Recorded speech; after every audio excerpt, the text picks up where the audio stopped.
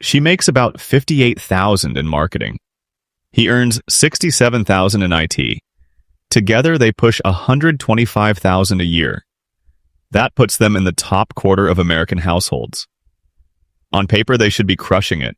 They should be building wealth. They should be maxing retirement accounts. They should feel calm. Instead, they feel stressed. They are living paycheck to paycheck. Last month, the car needed a repair. They put it on a credit card. They both work full-time jobs. They are exhausted. They barely see each other. They only meet in tired hours at night. They scroll on the couch in silence. They talk about bills in whispers. They laugh less than they used to. And here is the crazy part. They did everything right. They got the degrees. They built the careers. They combined finances. They bought a house in a decent school district. So why does a household making six figures feel so fragile? If you have ever looked at your combined income and thought, we make too much money to feel this broke, then this video is about to make sense. My name is Max. I run Max Invests. My goal is simple. I want you to see the machine behind the stress. I want you to stop blaming your character first. I want you to blame the spreadsheet second. I spend a lot of time thinking about money. I focus on how households actually work in real life. I also think about why two-income homes can feel worse off than single-income homes from the old baseline. I am not saying one arrangement is morally better. I am saying the math changed.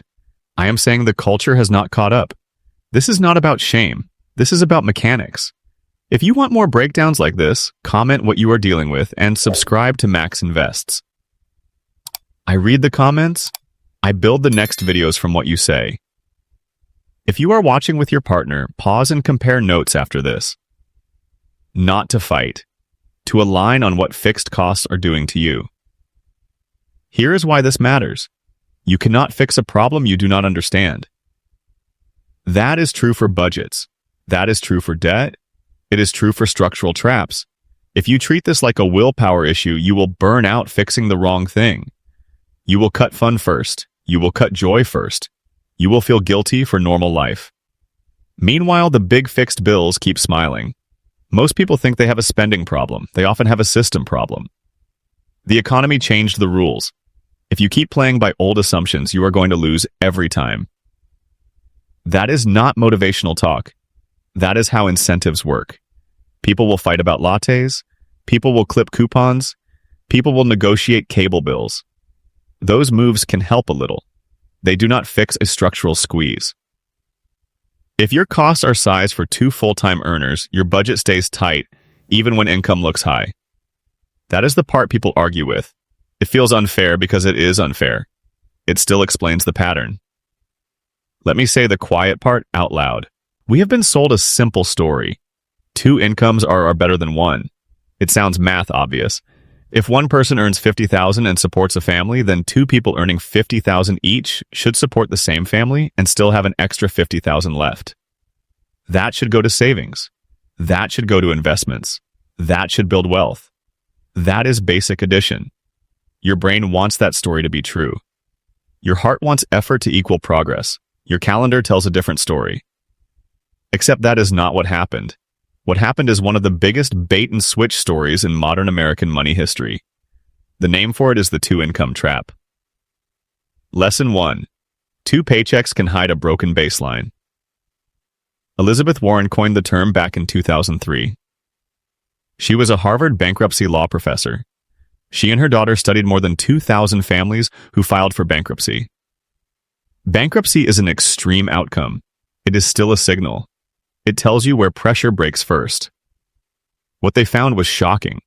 Having two incomes did not make families more financially secure. It made many families more vulnerable. Families with two working parents were more likely to file for bankruptcy than single-income families. This is research about bankruptcy filings. It is not a moral scoreboard. It is a stress test for household stability. Let that sink in. Working twice as hard, bringing home two paychecks, doing what the modern economy told you to do, and you can end up more likely to lose everything. That sentence should make you angry at the design. It should not make you angry at yourself. That is not a personal finance failure. That is a systemic trap.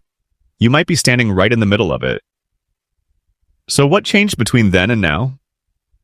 In 1970, about 43% of women participated in the workforce. The typical middle-class family had one primary breadwinner. One parent usually managed the household.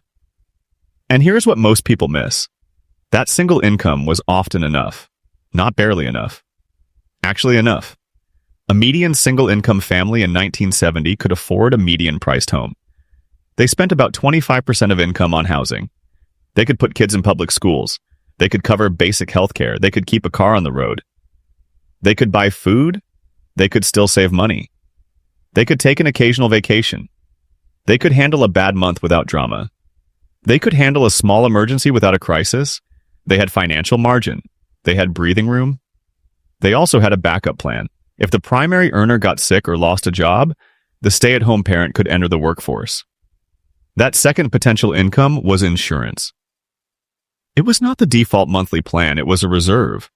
Home cooking was cheaper because someone had time. Repairs happened without outsourcing every task. Kids had a parent around for school pickups. That time had value even when it did not show up on a pay stub.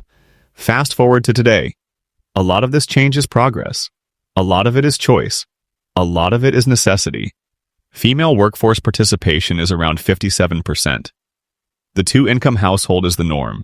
In over 60% of married couples with children, both parents work. We basically turned the emergency backup plan into the default operating mode. That shift did not come with a new instruction manual. Culture still whispers that more work always equals more safety. Culture still whispers that two careers always equals more freedom. Sometimes it equals more treadmill. Median household income in 2023 was about $74,000. Adjusted for inflation that is higher than 1970, we are making more money than our grandparents did. So why does it feel tighter? Because fixed costs exploded. It is not just the sticker price of milk. It is the whole stack of middle-class life. Insurance premiums keep climbing. Out-of-pocket health costs show up as surprise bills. Renters feel the same squeeze in different clothing. Owners feel it through taxes, insurance, and repairs. Even when wages grow, shelter can grow faster. Even when you get a raise, the world raises rent with you. That is why the stress feels like a mystery. You did what you were told. You got the promotion. You still feel tight. Median home prices in 1970, adjusted for inflation, were around $200,000 in today's money. In 2023, the median home price was over $400,000. Housing costs doubled relative to inflation. Healthcare spending per household is up over 600% since 1970. You feel this in premiums. You feel this in deductibles. You feel this when you avoid the doctor because the bill scares you. Childcare used to be a smaller line item. Someone was usually home. That is not a statement about gender roles only. It is a statement about who paid the time cost. Time cost is still a cost. Now the average American family pays over $11,000 per year per child for childcare. In high-cost cities, you can see $20,000 to $30,000 per child per year. College costs have climbed over 1,200% since 1980. Even public universities can shock a budget. Even community paths take planning. The fixed costs of being a middle-class family exploded. Wages mostly crept up, and every extra dollar from the second worker got absorbed. You can raise your income and still feel stuck. You can get promoted and still feel stuck. That is the definition of a rising baseline. The baseline is not rice and beans. The baseline is rent that resets. The baseline is insurance that renews higher. The baseline is a life priced for two earners. The two-income family does not have double the security of the single-income family from 1970. They often have less. Their fixed costs expanded to consume both incomes. They burned the backup plan just to keep up. Student debt changed the starting line for many families. Even high earners can carry large monthly payments. The second income does not feel like bonus money. It feels like oxygen for a machine that never stops. If you feel behind while doing everything right, you are not crazy. You are noticing the squeeze. Some cities make this story worse. Some cities make it slightly better. The pattern still shows up. The pattern is about fixed costs versus slack. The pattern is about two careers buying time that money replaces. The pattern is about bidding wars for normal life. I am not saying you should move tomorrow. I am saying you should see the board clearly. I am saying you should stop confusing effort with protection. When you see the board, you can choose smarter moves. When you see the board, you stop shaming yourself for being tired. Tired is a normal response to a tight machine. So is tension at the dinner table. So is avoiding the mailbox.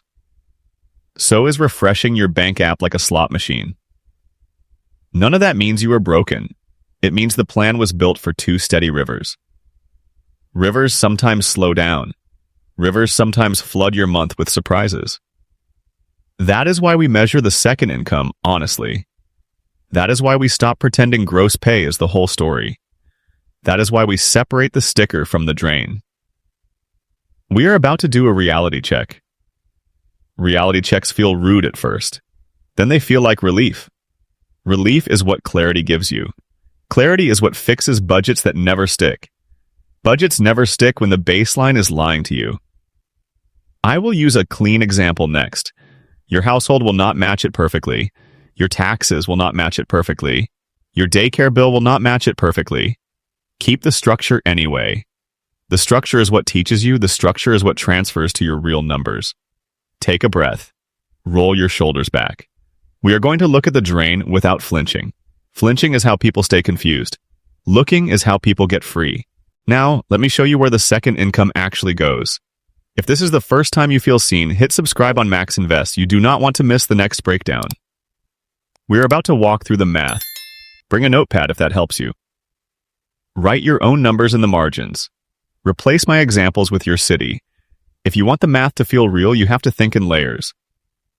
Imagine one partner earns $70,000. The other earns $50,000.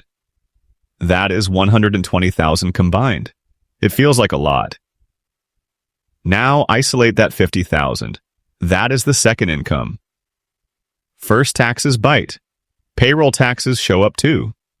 State taxes show up too. Because of progressive tax brackets, the second income often sits in higher marginal rates. The first $70,000 fills lower brackets. The extra $50,000 stacks on top. Depending on your state, your effective tax rate on that layer can be 30 to 35%. Sometimes higher.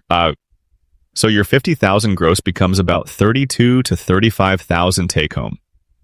That is still real money. It is just not $50,000 of clean oxygen. If you have kids, you need childcare.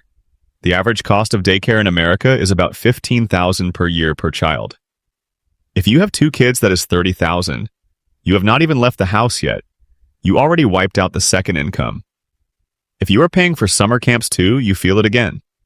If you are paying for before school care too, you feel it again. Two working parents usually means two commutes. The average American commute costs about $5,000 a year in gas, maintenance, and wear depreciation. If you need a second car, add payments plus insurance. Call that stack about $8,000 total for commuting. Your $50,000 is now underwater. Two exhausted parents also buy time. They spend more on convenience, delivery, cleaners, lawn care, meal kits, and takeout. Because nobody has energy to cook after a 10-hour day. That can easily add $5,000 to $10,000 a year. Pet care can add more. Travel for work can add more. Uniforms and tools can add more. Life is not a clean spreadsheet. Now add it up. $50,000 minus $18,000 taxes for a rough mid-layer. Minus $15,000 for one child in daycare. Minus $8,000 for commuting. Minus $7,000 for convenience.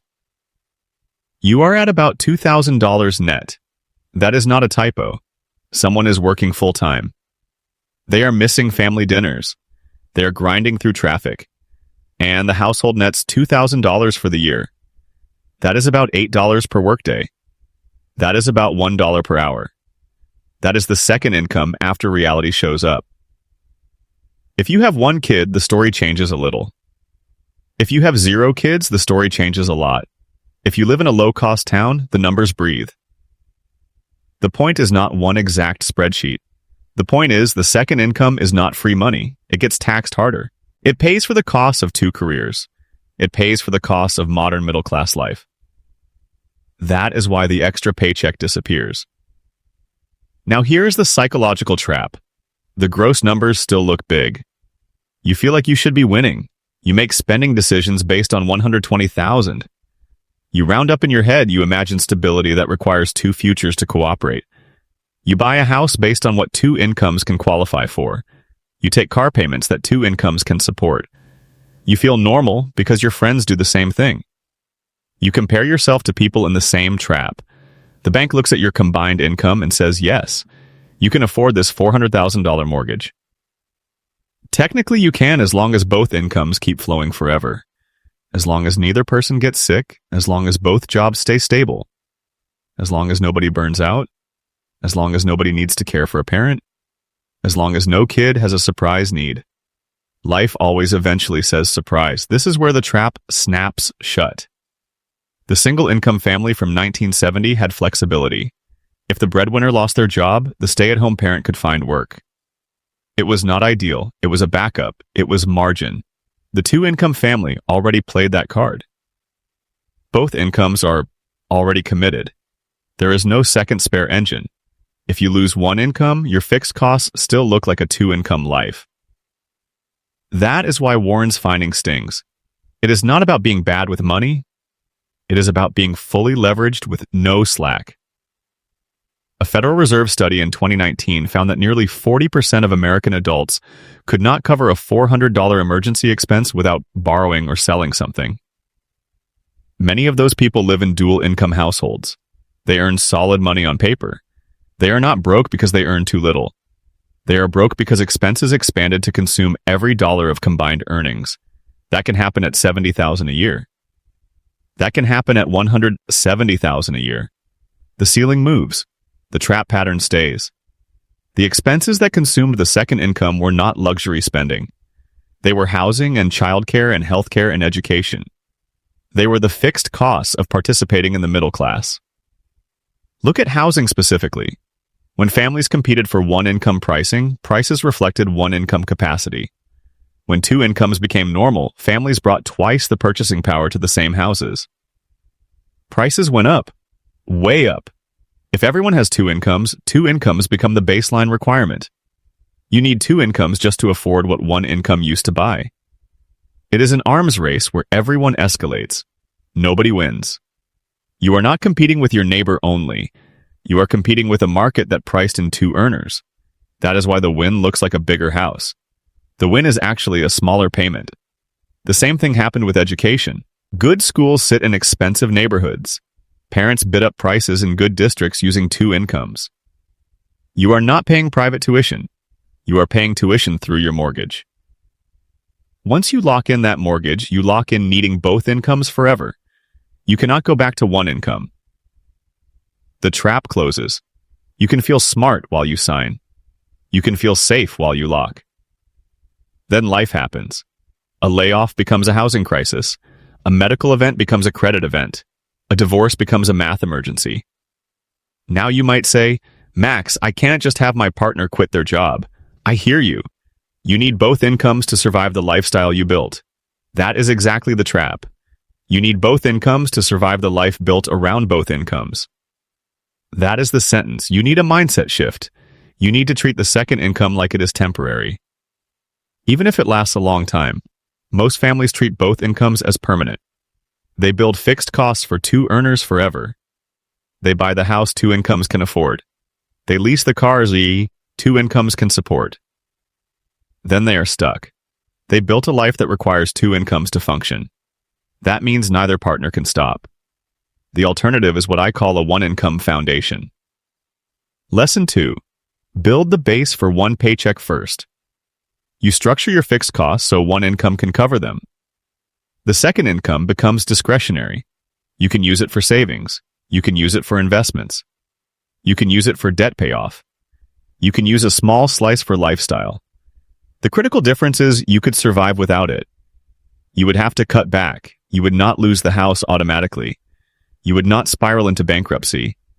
You would regain the margin modern families lost. This is not about judging anyone's partner. This is not about saying one job is better. This is about designing fixed costs on purpose. This is about keeping a spare tire in the trunk. This is about refusing to run at red line forever. Let me make this concrete. Say your household makes $130,000 combined.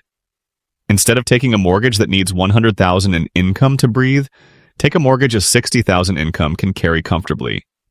Instead of 2 car payments, run 1 car or none for a while. Pick a neighborhood that is less flashy but still has good schools.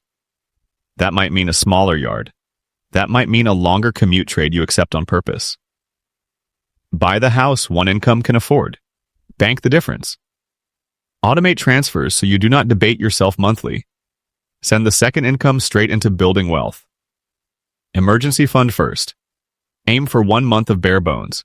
Then push toward 3 to 6 months. Then retirement accounts. Then taxable investments. Every dollar you invest buys back optionality. You buy flexibility for health crises.